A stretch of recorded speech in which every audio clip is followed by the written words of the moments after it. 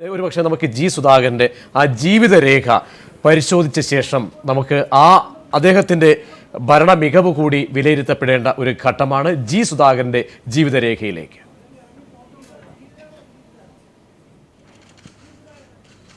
G സുധാകരൻ്റെ ജീവിതരേഖയിലേക്ക്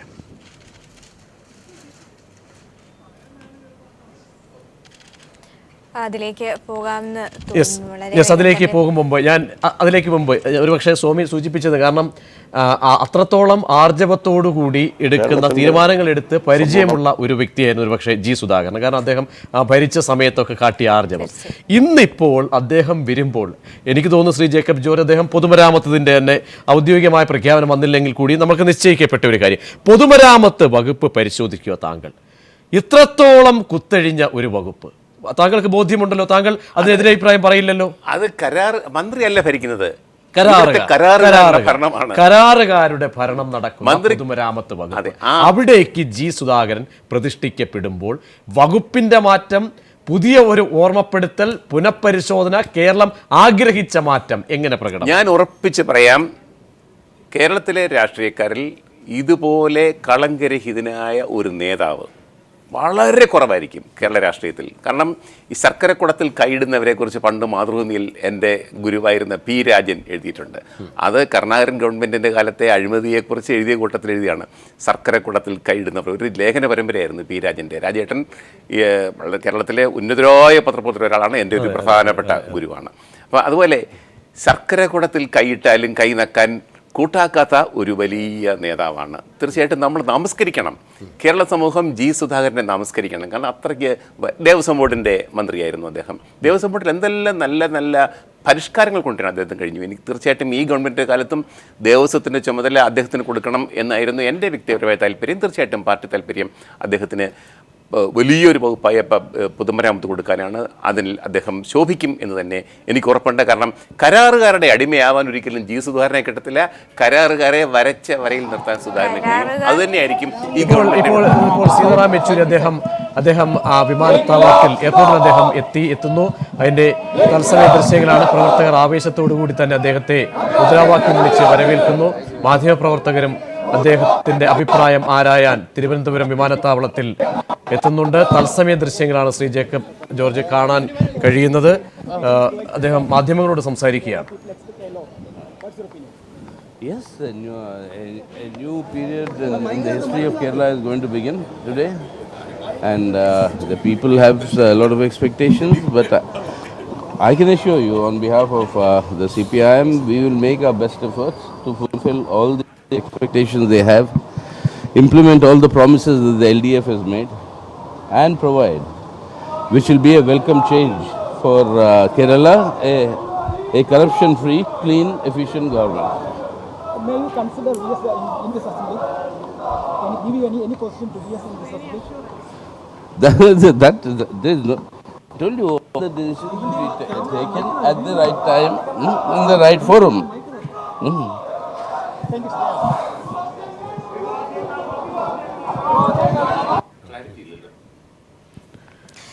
വൈകിട്ടത്തെ സത്യപ്രതിജ്ഞാ ചടങ്ങുകളിൽ പങ്കെടുക്കുന്നതിനായി എത്തിയതാണ് സീതാറാം യെച്ചൂരി. അദ്ദേഹം എയർപോർട്ടിൽ എത്തി. അതിന്റെ തത്സമയ ദൃശ്യങ്ങളാണ്. എന്തായാലും നമ്മൾ ജി സുധാകരനെ കുറിച്ചാണ് നമ്മൾ പറഞ്ഞുകൊണ്ടിരുന്നത്.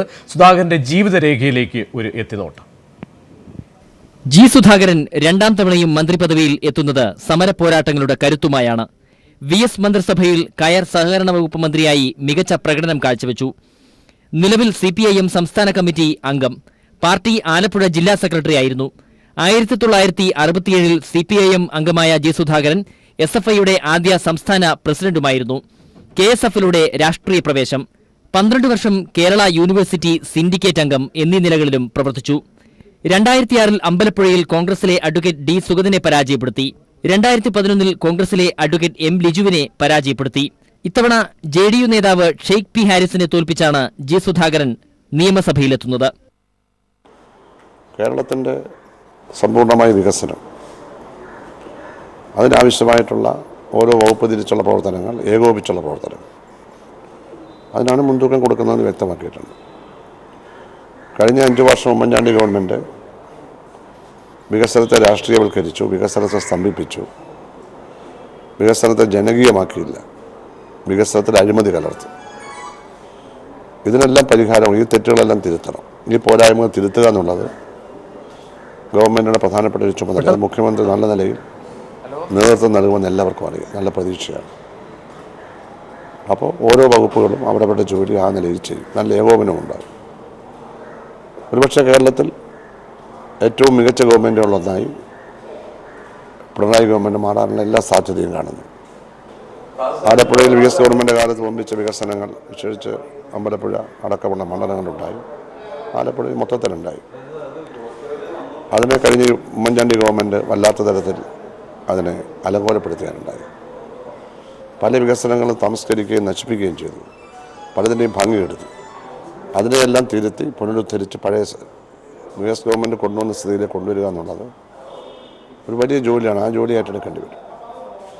പിന്നീട് ആലപ്പുഴയുടെ സമഗ്ര വികസനം, എല്ലാ 9 മണ്ഡലങ്ങളും അടങ്ങുന്ന ആലപ്പുഴയുടെ സമഗ്ര വികസനത്തിന് പദ്ധതികൾ തയ്യാറാക്കണം.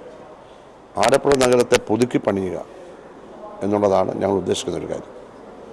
അതിൻ്റെ ചരിത്രപരവും നൂറ്റാണ്ടുകളുടെ പാരമ്പര്യവും ഒക്കെ നിലനിർത്തിക്കൊണ്ട് തന്നെ ആധുനികമായ ശാസ്ത്ര സാങ്കേതിക വിദ്യയും ആധുനിക സങ്കല്പങ്ങളും എല്ലാം അതിലോട്ട് നമ്മൾ അത് സന്നിവേശിപ്പിക്കണം. അതിന് 104 കനാലുകളുടെ നവീകരണം, പരിസ്ഥിതി സംരക്ഷണം അടക്കമുള്ള എല്ലാ കാര്യങ്ങളും ചേർത്ത് ആലപ്പുഴ നഗരത്തിൻ്റെ പുനരുദ്ധാരണത്തിനും ഉയർത്തെഴുന്നേൽപ്പിനും വേണ്ടി ഒരു ആധുനിക കാലത്തിന് അനുസരണമായിട്ട്, പഴയ പോലെ പുനരുദ്ധരിച്ചുകൊണ്ട് നടന്ന കാര്യം, ഈ കാലഘട്ടത്തിന് അനുസരണമായിട്ടുള്ള ഒരു ഉയർത്തെഴുന്നേൽപ്പ് വേണം. അതിനുള്ള വലിയ പദ്ധതികളൊക്കെ ഡോക്ടർ ഐസക്കുമായിട്ടൊക്കെ ആലോചിച്ച് ഞാനൊക്കെ ചേർന്ന് MLA മാരുമായിട്ട് ചേർന്ന് ഗവൺമെൻറ്റുമായി ചേർന്ന് സംസ്ഥാന ഗവൺമെൻറ്റിൻ്റെ തന്നെ ഒരു ഉത്തരവാദിത്വം നമ്മുടെ നാട്ടിലേക്ക് ആലപ്പുഴയുടെ ഉയർത്തെഴുന്നേൽപ്പിൻ്റെ പ്രോജക്റ്റ് കൊണ്ടുവരണമെന്നാണ് ആഗ്രഹിക്കുന്നത്. അതിനൊക്കെ സഹായകരമായുള്ള നല്ല ഉദ്യോഗസ്ഥന്മാർ, ഭാവനാശാലികളും അഴിമതിരഹിതരുമായ നല്ല ഉദ്യോഗസ്ഥന്മാരെ കണ്ടെത്തണം. അങ്ങനെ രാപകലല്ലാതെ കഠിനാധ്വാനം ചെയ്തെങ്കിൽ മാത്രമേ ഇത് ചെയ്യാൻ പറ്റുള്ളൂ. ഞങ്ങളൊക്കെ അതിന് മാനസികമായും ശാരീരികമായും സജ്ജരായിരിക്കുകയാണ്. ജനങ്ങളും പ്രതീക്ഷിക്കുന്നു.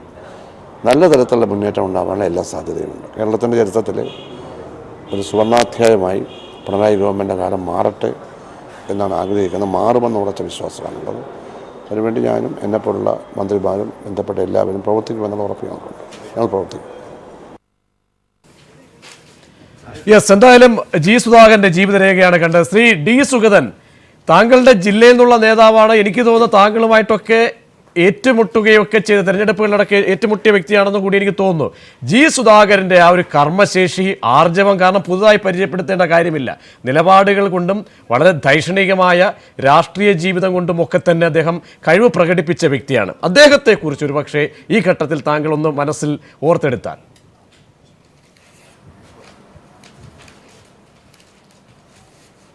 തീർച്ചയായിട്ടും അദ്ദേഹം ഭരണരംഗത്ത് കഴിവ് തെളിയിച്ചിട്ടുള്ള ആളാണ്. കഴിഞ്ഞ തവണ അദ്ദേഹം സഹകരണ കയർ വകുപ്പ് മന്ത്രിയായിരുന്ന സമയത്ത് അദ്ദേഹത്തിൻ്റെ കഴിവുകൾ അദ്ദേഹം പ്രൂവ് ചെയ്തിട്ടുള്ള ആളാണ്. കറപ്ഷൻ ഇല്ലാത്ത ആളാണ്, അഭിപ്രായമുള്ള ആളാണ്. അക്കാര്യത്തിൽ യാതൊരു സംശയമില്ല. പൊതുമരാമത്ത് വകുപ്പിന് അദ്ദേഹത്തിൻ്റെ സേവനം ആവശ്യമുണ്ട്. അത് ആ വകുപ്പ് ശരിയാക്കിയെടുക്കാൻ അദ്ദേഹത്തിന് കഴിയുമെന്ന് തന്നെയാണ് എൻ്റെ വിശ്വാസം. ഞങ്ങളൊക്കെ പ്രതിപക്ഷത്താണെങ്കിൽ പോലും സുധാകരൻ്റെ കഴിവിനെ ഞങ്ങളെപ്പോഴും അംഗീകരിക്കുന്ന ആളാണ്. അദ്ദേഹം കയർ വകുപ്പ് കൂടി എടുക്കണമെന്നുള്ളതാണ് എൻ്റെ അഭിപ്രായം. എങ്കിൽ ആലപ്പുഴയ്ക്ക് ആവശ്യമാണ്. യെസ്, വ്യക്തമാണ്. ഞാൻ മടങ്ങിയെത്താം. ഇപ്പോൾ നമ്മോടൊപ്പം നിയുക്ത മന്ത്രിയും ചിരപരിചിതനുമായി, പക്ഷേ അദ്ദേഹത്തെ പരിചയപ്പെടുത്തേണ്ട കാര്യമില്ല, ശ്രീ സുനിൽകുമാറിലേക്ക്. സുനിൽകുമാർ തീർച്ചയായിട്ടും കഴിഞ്ഞ ഗവൺമെൻറ്റിൻ്റെ കാലത്ത് കേരളത്തിലെ ജനങ്ങളുടെ ശബ്ദവും മുഖവുമായിരുന്നു. ടെലിവിഷനിൽ കൂടെ ജനങ്ങൾ കണ്ടുകൊണ്ടിരുന്നത്. ശരിക്കും അതാണ് തെരഞ്ഞെടുപ്പ് പ്രതിഫലിച്ചത്. ജനങ്ങളുടെ ഒരു വികാരം, ജനങ്ങളുടെ ഒരു ക്ഷോഭം, ജനങ്ങളുടെ ഒരു രോഷം. ആ രോഷമൊക്കെയും ടെലിവിഷൻ ചാനലിലൂടെ പ്രകടിപ്പിച്ചത് പ്രധാനപ്പെട്ട ആൾ VS സുനിൽകുമാർ. നമ്മളൊക്കെ മാധ്യമപ്രവർത്തന നിലയ്ക്ക് നമ്മളൊന്ന് മാറി നിൽക്കുമ്പോഴും, നമ്മൾ ചിലപ്പം സുനിൽകുമാറിൻ്റെ നിലപാടിനെ വിമർശിക്കുമ്പോഴും, മാധ്യമപ്രവർത്തനം നമുക്ക് അങ്ങനെയല്ലേ നിലപാടെടുക്കാൻ പറ്റുകയുള്ളൂ. അപ്പോഴും അദ്ദേഹത്തിൻ്റെ ആ ക്ഷോഭവും രോഷവും ജനങ്ങൾ കണ്ടതാണ്. അതൊക്കെ എനിക്കൊന്ന് ഇടതുമുന്നണിയുടെ വിജയത്തിന്, ഇത്ര കണ്ടുള്ള വിജയത്തിന് ഒരുപക്ഷെ അനിവാര്യത, സുനിൽകുമാറിന്റെ ഒരു നിലപാടും അദ്ദേഹത്തിന്റെ പ്രകടനവും രോഷപ്രകടനവും വലിയൊരു പങ്ക് വഹിച്ചിട്ടുണ്ട്. എന്തായാലും ഞാൻ താങ്കളെ ഈ ഒരു മുഹൂർത്തത്തിൽ താങ്കളെ സ്വാഗതം ചെയ്യുകയാണ്. അതിനു മുമ്പ് താങ്കളുടെ തന്നെ ഇരുത്തിക്കൊണ്ട് തന്നെ താങ്കളുടെ ജീവിതരേഖ പരിശോധിക്കേണ്ടതുണ്ട്. VS സുനിൽകുമാറിന്റെ ജീവിതരേഖയിലേക്ക് എത്തിനോക്കാം. നിലവിൽ കയ്പമംഗലം മണ്ഡലത്തെ പ്രതിനിധീകരിക്കുന്ന അഡ്വക്കേറ്റ് VS സുനിൽകുമാർ CPI നിയമസഭാ കക്ഷി സെക്രട്ടറിയും നിയമസഭാ അഷുറൻസ് കമ്മിറ്റി ചെയർമാനുമാണ്. ബാലവേദിയിലൂടെ പ്രവർത്തിച്ച AISF-ന്റെയും AIYF-ന്റെയും സംസ്ഥാന സെക്രട്ടറി പദം വരെ എത്തി. 98-ൽ AISF ദേശീയ സെക്രട്ടറിയായി. വിദ്യാർത്ഥി യുവജന നേതാവായിരിക്കെ നിരവധി സമരങ്ങൾക്ക് നേതൃത്വം നൽകി. നവോദയ സമരം, പ്രീ ഡിഗ്രി ബോർഡ് സമരം, ഇലക്ട്രിസിറ്റി സമരം, മെഡിക്കൽ കോളേജ് സമരം എന്നിവയുടെ മുന്നണി പോരാളിയായിരുന്നു. 2006-ൽ ചേർപ്പ് നിയമസഭാ മണ്ഡലത്തിൽ നിന്നാണ് ആദ്യമായി തെരഞ്ഞെടുക്കപ്പെട്ടത്. 2011-ൽ കയ്പമംഗലത്ത് നിന്നും ജയിച്ചു. 13-ാം നിയമസഭയിൽ ഇടതുപക്ഷ മുന്നണിക്ക് വേണ്ടി ഏറ്റവുമധികം അടിയന്തര പ്രമേയങ്ങൾ അവതരിപ്പിച്ചത് സുനിൽകുമാർ ആയിരുന്നു.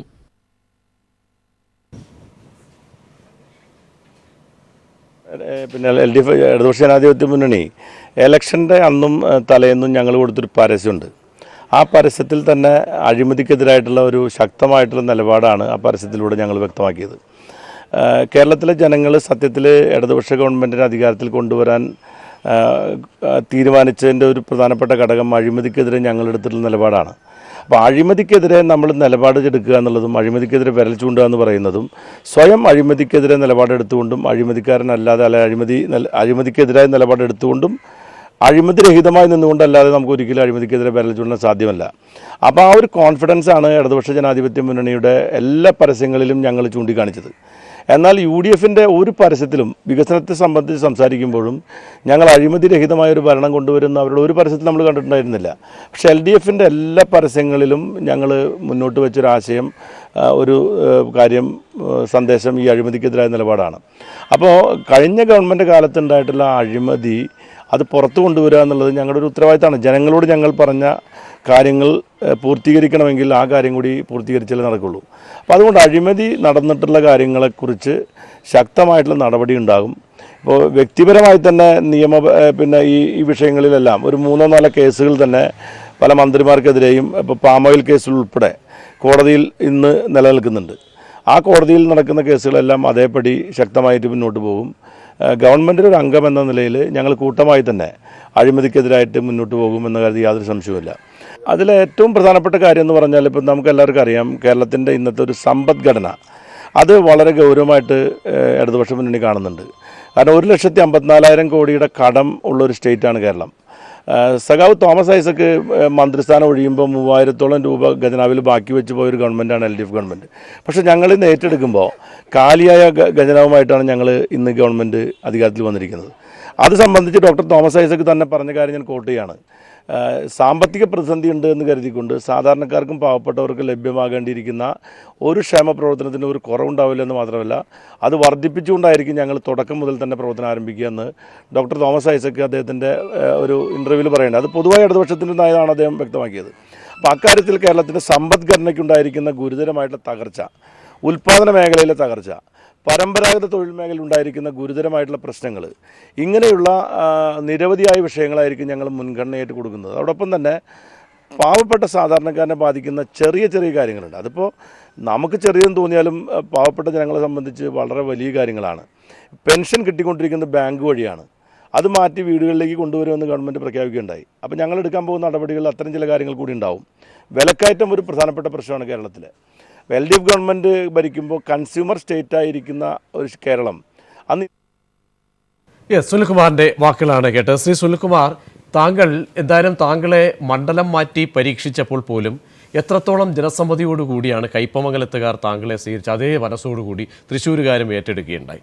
എന്തായാലും തൃശ്ശൂരിൻ്റെ ആ ഒരു മണ്ഡലത്തിന് അപ്പുറത്തേക്ക് ഉള്ള വിശാലത താങ്കൾക്ക് അവിടെ മാത്രം ഒതുങ്ങാൻ കഴിയില്ല എന്ന് അറിയാവുന്ന അല്ലെങ്കിൽ തെളിയിക്കപ്പെട്ട സാഹചര്യങ്ങളുമുണ്ട്. ജനങ്ങളുടെ മുന്നിലേക്ക് ഒരുപക്ഷെ വെച്ച തെരഞ്ഞെടുപ്പ് ഘട്ടത്തിലൊക്കെ തന്നെ വെച്ച കുറേ ഘടകങ്ങളുണ്ട്. മാത്രമല്ല അതിനെയൊക്കെ തന്നെ ഏറ്റവും കൂടുതൽ ആർജവത്തോടുകൂടി അടിയന്തര പ്രമേയം എന്നുള്ളത് അടിയന്തരമായ ഒരു പക്ഷേ ഇടപെട്ടൊരു വ്യക്തിയാണ് താങ്കൾ. ആ രീതിയിൽ അധികാരത്തിലെത്തുമ്പോൾ താങ്കളുടെ വകുപ്പുകൾ എന്തായാലും നിശ്ചയമായിട്ടില്ലെങ്കിൽ കൂടിയും ആദ്യം ഇടപെടാൻ കഴിയുക ഏത് രീതിയിലായിരിക്കും താങ്കൾ? അതിൽ ഏറ്റവും പ്രധാനപ്പെട്ട കാര്യം, നമുക്ക് പോർട്ട്ഫോളിയോ ഏതാണെന്ന് അറിയാതെ നമുക്ക് നമ്മുടെ വകുപ്പുമായിട്ട് ബന്ധപ്പെട്ട് എന്താണ് ചെയ്യാൻ പറ്റുമെന്ന് അറിയാൻ കഴിയില്ല. പക്ഷേ സഖാവ് പിണറായി നടത്തിയിട്ടുള്ള അദ്ദേഹത്തിൻ്റെ നിലപാടുകൾ, ഇടതുപക്ഷത്തിൻ്റെ നിലപാടെന്നതിൽ പറഞ്ഞിരിക്കുന്ന കാര്യങ്ങളെല്ലാം പറഞ്ഞിരിക്കുന്നത് ഈ അഴിമതി തന്നെയാണ്. ഈ ജനങ്ങൾ കഴിഞ്ഞ 5 കൊല്ലത്തെ ഗവൺമെൻറ്റിനെ വെറുക്കാനിടയാക്കിയുള്ള കാരണം അഴിമതിയാണ്. കുറേ വികസനം കൊണ്ടുവന്നു എന്ന് പറയുമ്പോൾ ആ വികസനത്തിൻ്റെ എല്ലാം പിന്നിൽ അഴിമതിയായിരുന്നുവെന്ന് ജനങ്ങൾക്ക് മനസ്സിലായിട്ടുണ്ട്. അപ്പം ഞങ്ങൾ ഉദ്ദേശിക്കുന്ന ഒരു പ്രധാനപ്പെട്ട കാര്യം താലൂക്ക് വില്ലേജ് ഓഫീസ് മുതലുള്ള ഞങ്ങളുടെ ഓഫീസുകളിൽ സാധാരണക്കാരന് പ്രാപ്യമാകുന്ന രീതിയിലേക്ക് അതിനെ പുനഃസംഘടിപ്പിക്കുകയും അവിടെ മുതൽ ഉന്നത മന്ത്രിമാർ വരെയുള്ള മേഖലയിൽ അഴിമതി അവസാനിപ്പിക്കുകയും ചെയ്യുക എന്നുള്ളതാണ് ഞങ്ങൾ മുന്നോട്ട് വയ്ക്കുന്ന പ്രധാനപ്പെട്ട കാര്യം. അപ്പോൾ അത് തന്നെ ജനങ്ങൾക്കിടയിൽ ഒരു ആശ്വാസം ഉണ്ടാകും. പിന്നെ ഞാൻ നേരത്തെ സൂചിപ്പിച്ച പോലെ ജനങ്ങൾക്ക് വലിയ വലിയ കാര്യങ്ങളൊന്നും ആവശ്യമില്ല. അവർക്ക് അവരുടെ ചില ചെറിയ കാര്യങ്ങളാണ്. മാവേലി സ്റ്റോറിൽ ചെല്ലുമ്പോൾ അവർക്ക് പിന്നെ സാധനങ്ങൾ കിട്ടണം, റേഷൻ കടയിൽ നല്ല മോശമല്ലാത്ത അരി കിട്ടണം, അവരുടെ കുട്ടികൾക്ക് പഠിക്കുമ്പോൾ പാഠപുസ്തകം കിട്ടണം, ബസ്സിൽ യാത്ര ചെയ്യുമ്പോൾ വലിയ പൈസ ഇല്ലാതെ യാത്ര ചെയ്യാൻ വേണ്ടി സാധിക്കണം, ഒരു പ്രതിഷേധം ഉണ്ടാകുമ്പോൾ ഗവൺമെൻറ് ഇടപെടലുണ്ടാവണം, കൃഷിക്കാരെ സംബന്ധിച്ചിടത്തോളം അവരുടെ ഉൽപ്പന്നങ്ങൾക്ക് വില കിട്ടണം. ഇങ്ങനെയുള്ള കാര്യങ്ങളിൽ നമ്മുടെ ഗവൺമെൻറ് ഉണ്ടെന്നും ഗവൺമെൻറ്റിൻ്റെ സാന്ത്വനം ഉണ്ടെന്നും ഗവൺമെൻറ് അവർക്ക് വേണ്ടിയിട്ടാണ് നിലകൊള്ളുന്നത് എന്നുള്ള തോന്നൽ ജനങ്ങൾക്ക് അതായത് ആദ്യം ശരിയാക്കാൻ പോകുന്നത് ഈ അടിസ്ഥാന മേഖലയിലെ ഈ ജനങ്ങളുടെ ദൈനംദിന ജീവിത സാഹചര്യങ്ങളിലെ പോരായ്മകൾ. പിന്നെ ഇപ്പോൾ സാധാരണക്കാരെ സംബന്ധിച്ച് പ്രശ്നം ഈ ഉദ്യോഗ തലത്തിലുള്ള കറപ്ഷൻ ഈ വ്യവസായം വരുന്നതിന് വലിയൊരു ഘടകമാണ്. ഇവിടെ ഒരു കാര്യത്തിൽ ഇപ്പോൾ ഗുജറാത്തിൻ്റെ കാര്യം പറയും, ഗുജറാത്തിലൊരു കാര്യം നടത്തണമെങ്കിൽ ഒരു പെട്ടെന്ന് കാര്യങ്ങളെല്ലാം നടക്കുന്നു, അല്ലെങ്കിൽ ബോംബെ പിന്നെ മഹാരാഷ്ട്രയിൽ നടക്കുന്നു, തമിഴ്നാട്ടിൽ നടക്കുന്നതൊക്കെ നമ്മൾ പറഞ്ഞു കേൾക്കുന്നൊരു കാര്യങ്ങളാണ്. എത്രമാത്രം സത്യമാണെന്ന് എനിക്ക് ഇപ്പോൾ ഗുജറാത്തിൽ ഈ കാര്യം പറയുമ്പോൾ തന്നെ കേരളത്തിലെ വികസനം തമ്മിൽ വളരെ വ്യത്യാസമുണ്ട്. അജഗജാന്തരാണെങ്കിൽ പോലും പലരും അങ്ങനെ പറയുന്നുണ്ട്. അപ്പോൾ കേരളത്തെ സംബന്ധിച്ചിടത്തോളം അത്തരം കാര്യങ്ങളിൽ ഇപ്പോൾ ഉന്നത വ്യവസായികളായിട്ടുള്ള ആളുകൾക്ക് പോലും ഈ കറപ്ഷൻ ഫ്രീ ആയിട്ടുള്ള ഒരു അഡ്മിനിസ്ട്രേഷൻ ഉണ്ടാകുമ്പോൾ തന്നെ എല്ലാ ജനവിഭാഗങ്ങൾക്കും ഒരു ആശ്വാസം തോന്നും, ഒരു റിലാക്സ് തോന്നും, ഇത് ഞങ്ങളുടെ ഗവൺമെൻറ്റാണെന്ന് തോന്നും. പിന്നെ ആരും ഈ മറ്റു കാര്യങ്ങൾക്ക് വേണ്ടി ഈ എല്ലാ സ്ഥലത്തും കാശ് കൊടുത്താൽ നടക്കുമെന്ന് തോന്നുമ്പോൾ എല്ലാവരും ആ നിലയ്ക്കാണ് ചിന്തിക്കാൻ തുടങ്ങുക. ആ സമയത്ത് പൈസ കൊടുത്തുകൊണ്ടൊന്നും ഇവിടെ കാര്യം നടക്കാൻ പോകുന്നില്ല. സ്ട്രെയിറ്റ് ആയിട്ടാണ് കാര്യങ്ങൾ നോക്കുന്നത് വെച്ചാൽ എല്ലാവരും ആ നിലയ്ക്ക് പോകും. അപ്പോൾ ജനങ്ങളുടെ ഒരു ക്യാരക്ടർ അങ്ങനെയാണ്. ആ ക്യാരക്ടറിലേക്ക് ജനങ്ങളെ കൊണ്ടുവരുന്ന ഒരു ഗവൺമെൻറ്റാണ്. ആ ഗവൺമെൻറ്റിൻ്റെ ആർജവമാണ് അതിൽ പ്രധാനപ്പെട്ട ഘടകം. അപ്പോൾ ഈ ജനങ്ങൾക്ക് ആ ഒരു ആത്മവിശ്വാസം നേടിക്കൊടുക്കുക എന്നുള്ളതായിരിക്കും സഹ പിണറായി വിജയൻ്റെ നേതൃത്വത്തിലുള്ള ഗവൺമെൻറ് ചെയ്യുന്ന ഒരു പ്രധാനപ്പെട്ട കാര്യം. സ്വാഭാവികമായിട്ടും കഴിഞ്ഞ 5 വർഷം എന്ന് പറഞ്ഞാൽ പൊതുജീവിതത്തെ അഴിമതി ഇത്രയധികം ബാധിച്ച ഒരു കാലം ഉണ്ടായിട്ടില്ല. സ്വാഭാവികമായിട്ടും ആ 5 വർഷം കഴിഞ്ഞ് തീർച്ചയായിട്ടും ഒരു പുതിയ അധ്യായം തന്നെ തുടങ്ങുകയാണ്. ഇപ്പോൾ ഈ അഴിമതി സാധാരണ ജനങ്ങളെ സംബന്ധിച്ച് അഴിമതിയുടെ പിന്നാമ്പുറ കഥകൾ പുറത്തു കൊണ്ടുവരേണ്ടതുണ്ട്. നമുക്കൊക്കെ ഒരു പൗരൻ എന്ന നിലയിൽ അതൊക്കെ അറിയാനുള്ള അവകാശമുണ്ട്.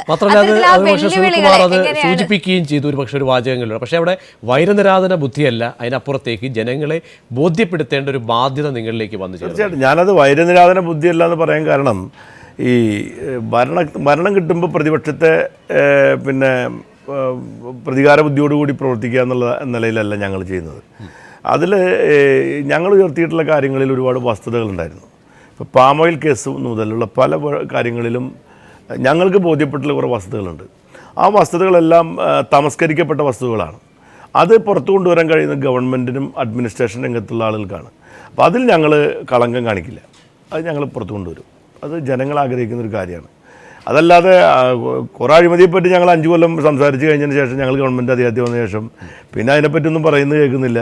അപ്പോഴാണ് ജനങ്ങൾ പറയാതെ എല്ലാ ഗവൺമെൻറ് വന്നാലും ഒരുപോലെയാണെന്നുള്ള തോന്നൽ ഗവൺമെൻറ്റുകൾക്ക് ഉണ്ടാവും, ജനങ്ങൾക്ക് ഉണ്ടാകുന്നത് അതുകൊണ്ടാണ്.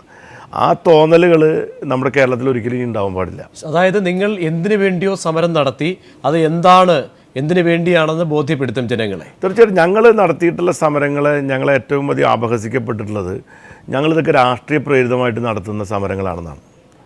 സത്യത്തിൽ ഒരു സമരങ്ങളും അങ്ങനെ രാഷ്ട്രീയ പ്രേരിതമായി നടത്തിയ സമരങ്ങളല്ല. അതിൻ്റെ എല്ലാം പിന്നിൽ ഒരു താല്പര്യമുണ്ട്. അതായത് ഇപ്പോൾ പ്രതിപക്ഷം എന്ന നിലയിലുള്ള ഒരു കോൺസ്റ്റിറ്റ്യൂഷണൽ ഒബ്ലിഗേഷൻ എപ്പോഴും പറയുന്നൊരു കാര്യം, ഭരണഘടനാപരമായ ഉത്തരവാദിത്തമുണ്ട്. ഗവൺമെൻറ്റിൻ്റെ പ്രവൃത്തികളെ വിമർശിക്കുകയും എന്നാൽ ഗവൺമെൻറ്റിൻ്റെ പ്രവൃത്തികളോട് ക്രിയാത്മകമായിട്ട് അതിനോട് യോജിക്കുകയും അതേ സമയത്ത് തന്നെ ജനങ്ങൾക്ക് വേണ്ടി ജനങ്ങളുടെ ശബ്ദമായി നിൽക്കുകയും ചെയ്യുക എന്ന് പറയുന്ന ഉത്തരവാദിത്തം ഞങ്ങൾ നിർവഹിക്കേണ്ടതാണ്. ആ ഉത്തരവാദിത്തം ഞങ്ങൾ നിർവഹിച്ചിട്ടുണ്ട്. ആ നിർവഹിച്ച ഉത്തരവാദിത്തത്തിൽ നിന്ന് ഞാൻ മാറി ഭരണത്തിൻ്റെ ഉത്തരവാദിത്തത്തിലേക്ക് വരുമ്പോൾ ഭരണകക്ഷി അല്ലെങ്കിൽ ഭരണത്തിലിരിക്കുന്നവരെന്ന നിലയിലും ഭരണഘടന നൽകുന്ന ചില അവകാശങ്ങളും ഉത്തരവാദിത്തങ്ങളുണ്ട് ജനങ്ങളോട്. അപ്പോൾ ഇത് രണ്ടും തമ്മിൽ പിന്നെ പരസ്പര പൂരകങ്ങളായിട്ടുള്ള കാര്യങ്ങളാണ്. ഈ കാര്യത്തിൽ ഞങ്ങൾ യാതൊരു വിധ വിട്ടുവീഴ്ചയും ഞങ്ങൾ ചെയ്യാൻ ഉദ്ദേശിക്കുന്നില്ല എന്ന് തന്നെയാണ് എനിക്ക് പറയാനുള്ളത്. അപ്പോൾ LDF ഗവൺമെൻറ് അല്ല, LDFിൻ്റെ പ്രതിപക്ഷ കാലഘട്ടങ്ങളിൽ നടത്തിയിട്ടുള്ള പോരാട്ടങ്ങളെല്ലാം എന്തിനു വേണ്ടിയിട്ടായിരുന്നോ ആ കാര്യങ്ങളെല്ലാം ഞങ്ങൾ ഭരണത്തിലിരിക്കുമ്പോൾ അതിൻ്റെ അടിസ്ഥാനത്തിൽ തന്നെയായിരിക്കും ഞങ്ങളുടെ പ്രവർത്തനങ്ങൾ മുന്നോട്ട് പോകാൻ. യെസ്, എന്തായാലും KVS കൂടി താങ്കളെ വിലയിരുത്താൻ വേണ്ടി വിലയിരുത്തുന്നുണ്ട്. ഇപ്പോൾ അതിനു മുമ്പ് AK സെന്റർ മുന്നിലെ പ്രവർത്തകരുടെ ആവേശം കൂടി പങ്കുവയ്ക്കപ്പെടേണ്ടതുണ്ട്. AK സെന്ററിന് മുന്നിൽ നിന്നും സജീഷ് MR സജീഷാണ് സ്വാമി ചേരുന്നത്. സജീഷ്, എങ്ങനെയാണ് പ്രവർത്തകരുടെ ഒക്കെ ഒരു ആവേശം? പ്രജീഷ്, നിയുക്ത മുഖ്യമന്ത്രി പിണറായി വിജയൻ രാവിലെ രാജ്ഭവനിലെത്തി ഗവർണർക്ക് മന്ത്രിമാരുടെ പേരുവിവരങ്ങൾ കൈമാറി. ഇപ്പോൾ മന്ത്രിമാരുടെ വകുപ്പ് സംബന്ധിച്ച് ഉഭയകക്ഷി ചർച്ച AK സെന്ററിൽ നടക്കുകയാണ്. ഘടകകക്ഷികളും CPIയുമായിട്ടുള്ള ഉഭയകക്ഷി ചർച്ചകളാണ് നടക്കുക. വകുപ്പുകൾ സംബന്ധിച്ചുള്ള അന്തിമ തീരുമാനം അതിനുശേഷമേ ഉണ്ടാകുകയുള്ളൂ. CPIഎമ്മിൻ്റെ സെക്രട്ടേറിയറ്റ് യോഗവും ചേരുന്നുണ്ട്. വകുപ്പ് സംബന്ധിച്ചുള്ള അന്തിമ തീരുമാനം അതിനുശേഷം മാത്രമായിരിക്കും ഉണ്ടാകുക. ഇപ്പോൾ AK സെന്ററിന് മുന്നിൽ ഒട്ടേറെ പ്രവർത്തകരുണ്ട്. വലിയ ആവേശത്തിലാണ് എല്ലാ പ്രവർത്തകരും. കാസർഗോഡ് മുതൽ തിരുവനന്തപുരം വരെയുള്ള പ്രവർത്തകർ AK സെന്ററിന് മുമ്പിലുണ്ട്. ഇപ്പോൾ അവരിൽ ചിലർ നമ്മോടൊപ്പം ഉണ്ട്. നേരിട്ട് ചോദിക്കാം, എവിടെ നിന്നാണ് നിങ്ങൾ വരുന്നത്? എത്രത്തോളം ആവേശമുണ്ട്? എന്തൊക്കെ പ്രതീക്ഷകളുണ്ട്? ഭയങ്കര ആവേശമാണ് നാട്ടിലും എല്ലാവരും. 2 ദിവസം മുന്നേ നമ്മളിവിടെ എത്തി. നാട്ടിലും അതുപോലെ വരാൻ പറ്റാത്തതുകൊണ്ട് അവിടെ നിന്ന് ആഘോഷിക്കുന്നുണ്ട്. അനുസരിച്ചുള്ളൊരു മലബാറിൽ നിന്നുള്ള ട്രെയിനിലൊക്കെ വലിയ തിരക്കാണെന്ന് വരാൻ പറ്റാത്ത ഒരുപാട് ആൾക്കാരുണ്ട്. രാത്രി പിന്നെ സ്റ്റേറ്റ് ബസ്സിന് വന്നതിന് മറ്റുള്ള പ്രൈവറ്റ് ബസ്സുകളെല്ലാം ഒരുപാട് ആൾ വന്നതിന് ഒരുപാട് പേർക്ക് വരാൻ പറ്റാത്ത അവസ്ഥയുണ്ട്. അപ്പോൾ ഇവിടുത്തെ കാര്യങ്ങൾ അവിടുന്ന് നാട്ടിൽ നിന്നുകൊണ്ട് വിളിച്ച് അന്വേഷിച്ചുകൊണ്ടിരിക്കുന്നു. എത്രത്തോളം INLന്റെ സംസ്ഥാന സെക്രട്ടറിയാണ് ഇപ്പോൾ നമ്മുടെ കൂടെ ഉള്ളത്. എത്രത്തോളം ആവേശമുണ്ട്? അതോടൊപ്പം തന്നെ ഈ കഴിഞ്ഞു കേരളത്തെ സംബന്ധിച്ചിടത്തോളം ജനങ്ങളുടെ വിജയമാണ് ഇപ്പോൾ കേരളത്തിരിക്കുന്നത്. വലിയ പ്രതീക്ഷ.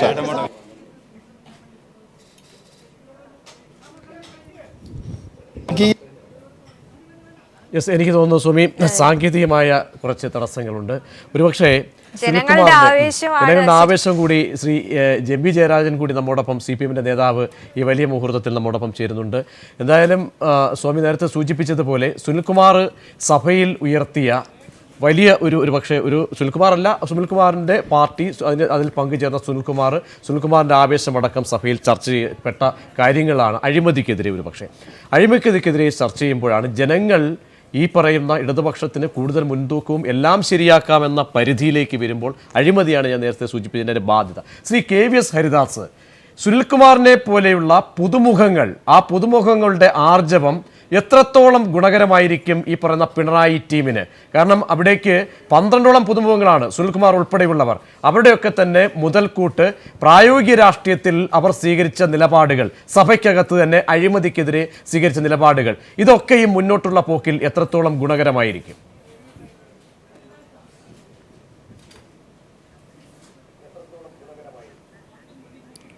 പ്രജീഷയെ ആദ്യം സുനിലിന് അഭിനന്ദനങ്ങൾ, ആശംസകൾ. യെസ്, അദ്ദേഹം കേട്ടു. എനിക്ക് തോന്നുന്നു കേരളത്തിലെ അടുത്ത കാലത്ത് കണ്ടിട്ടുള്ള ചെറുപ്പക്കാരായ പൊതുപ്രവർത്തകരിൽ വളരെ മുന്നിൽ നിന്നിരുന്ന ഒരു വ്യക്തിത്വ സുനിലിൻ്റേത്. ഞങ്ങൾ ഇത്രയും കാലത്തിനിടയ്ക്ക് ഞങ്ങൾ തമ്മിൽ നേരിട്ട് കണ്ടിട്ടില്ലെങ്കിലും ചാനൽ ചർച്ചകളിൽ ഞങ്ങൾ പലപ്പോഴും രണ്ട് പക്ഷത്ത് കുറേ കാലങ്ങളായിട്ട് കാണാറുണ്ട്.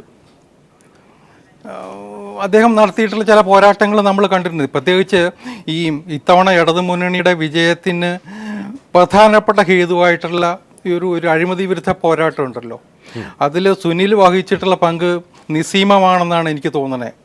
കാരണം അതുപോലെ ഒരു സജീവമായിട്ട് സക്രിയമായിട്ട് ഇടപെട്ടിട്ടുള്ള ഒരാൾ കുറവാണ്.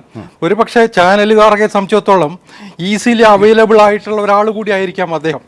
അതുതന്നെയാണ് ശ്രീ ഹരിദാസ്. കാരണം ഞങ്ങൾക്കൊക്കെ ഒരുപക്ഷെ വലിയൊരു നഷ്ടമാണ്, ഞങ്ങളെപ്പോലെയുള്ള ചാനലുകൾക്കൊക്കെയും.